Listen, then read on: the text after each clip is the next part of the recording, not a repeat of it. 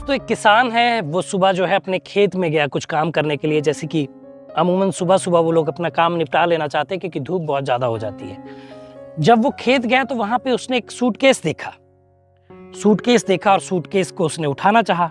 उसको लगा शायद खजाना हाथ लग गया है, लेकिन उसने थोड़ा सा सूटकेस खोला और वो घबरा गया और वो चिल्लाते हुए अपने घर आया। घर वालों और गांव वालों को एकत्रित किया।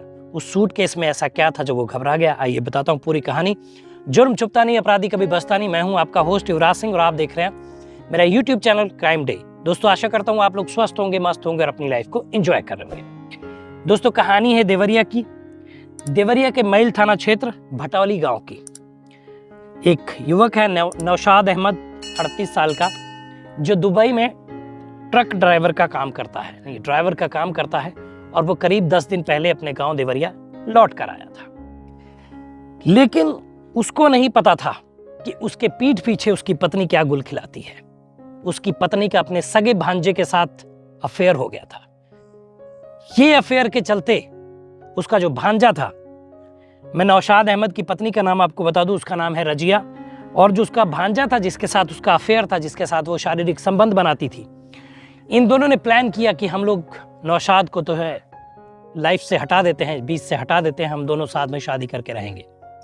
रजिया और उसके बॉयफ्रेंड का ये प्लान था। बस उन्होंने प्लान बनाया और उस पर काम करना शुरू किया। लेकिन कभी भी क्रिमिनल गलतियां करनी नहीं भूलता। कोई भी प्लान मर्डर परफेक्ट नहीं होता। उन्होंने जो है इसको नौशाद को मारा और उसके बाद एक सूटकेस में भरा। वो सूटकेस वही था जो वो दुबई से लेकर अपने साथ आया था। उस सूटकेस में भरा और 55 किलोमीटर दूर एक खेत में फेंक दिया। इसके बाद इनको लगता था कि कुछ नहीं होगा। घर पे इसकी वाइफ रजिया रोती चिल्लाती थी कि पति गायब हो गया, पति पता नहीं कहाँ चला गया है। इस बात को सभी सच भी मान रहे थे। और उधर दूसरी स्टोरी खेत में चल रही थी जहाँ पे सूटकेस मिला था। उस गांव वालों ने जब इकट्ठे हुए और उन्होंने सोचा कि पुलिस को पहले बताया जाए, पुलिस को बुलाया गया। पुलिस ने सूटकेस में लाश देखी जिसके 2 टुकड़े थे। पुलिस घबरा गई। पुलिस ने सोचा कि अब इस कातिल को कैसे पकड़ा जाए। पुलिस ने अपना दिमाग लगाना शुरू किया।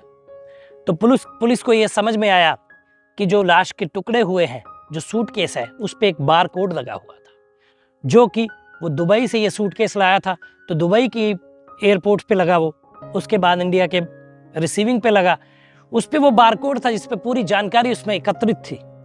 पुलिस को समझते देर नहीं लगी और पुलिस उस सूटकेस को लेकर तफ्तीश जारी की और उस स्कैनर को, जो बारकोड स्कैनर था, उसको स्कैन करवाया। तो उसमें उनको पूरी जानकारी मिली कि ये नौशाद अहमद है, 38 साल का, इसके पिता का नाम ये है, एड्रेस ये है। बस फिर क्या था? पुलिस ने तुरंत अपनी गाड़ी उठाई और अपनी टीम के साथ इस जगह पर पहुंची, भटौली गांव, जहां पे इनके घर का पता पूछा। इनके घर पे पहुंची। वहां पर इसकी पत्नी रजिया थी, जो चिल्ला रही थी, रो रही थी कि मेरा पति जो है वो गायब हो गया है। पुलिस को कुछ डाउट हुआ कि जिस तरीके से वो रो रही है या वो बिलख रही है, ये वो बिलखना नहीं है जो प्रेम में अपने पति के लिए बिलखा जाए, यानी कि अपने पति के लिए रोया जाए। जब किसी महिला का पति की डेथ हो जाती है और वो अपने पति से बेहद प्रेम करती है, तो उसके रोने की आवाज और रोने का दर्द अलग होता है, जो उसकी आंखों से साफ दिखाई देता है और चेहरे से साफ दिखाई देता है।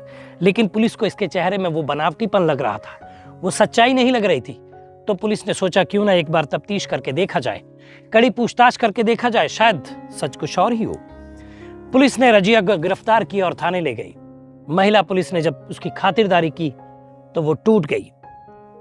उसने बताया कि उसका अफेयर, इसके पति दुबई में रहते थे, जल्दी आ नहीं पाते थे, इसलिए वो अपनी शारीरिक भूख को मिटाना चाहती थी, जो पति का इंतजार नहीं कर सकती थी। इसके लिए वो अपने भांजे के साथ शारीरिक संबंध बनाने लगी और उससे प्रेम करने लगी। लेकिन शारीरिक संबंध बनाती यहां तक तो ठीक था, लेकिन इसके चलते उसने अपने पति को ही दोनों के बीच से हटाने का एक प्लान बना दिया था। जब पुलिस को यह बात पता चली तो पुलिस ने जो उसका भांजा था उसको भी गिरफ्तार किया, दबिश दी और पकड़ा। उससे भी पूछा तो उसने भी सारा गुनाह कबूल किया और बताया कि हाँ, मैं अपनी मामी के साथ शारीरिक संबंध बनाता था और हम लोगों ने सोचा था कि हम जो है मामा को रास्ते से हटा देंगे और उसके बाद खुशी खुशी साथ में रहेंगे। लेकिन ये उनका प्लान कामयाब नहीं हो पाया और देवरिया पुलिस ने इस केस को बहुत जल्दी ही सॉल्व कर दिया। तो दोस्तों ये कहानी थी। आपके इर्द गिर्द भी कोई कहानी है तो नीचे व्हाट्सएप नंबर फ्लैश हो रहा है, उस पर मैसेज कर दीजिए, एक वीडियो के माध्यम से उस कहानी से मैं आपको रूबरू कराऊं। तो दोस्तों बताइएगा वीडियो कैसा लगा, कमेंट करिए, शेयर करिए, चैनल को सब्सक्राइब करिए। मिलेंगे अगली वीडियो में, तब तक मुस्कुराते रहिए, खुश रहिए, क्योंकि जीवन बहुत छोटा है। धन्यवाद।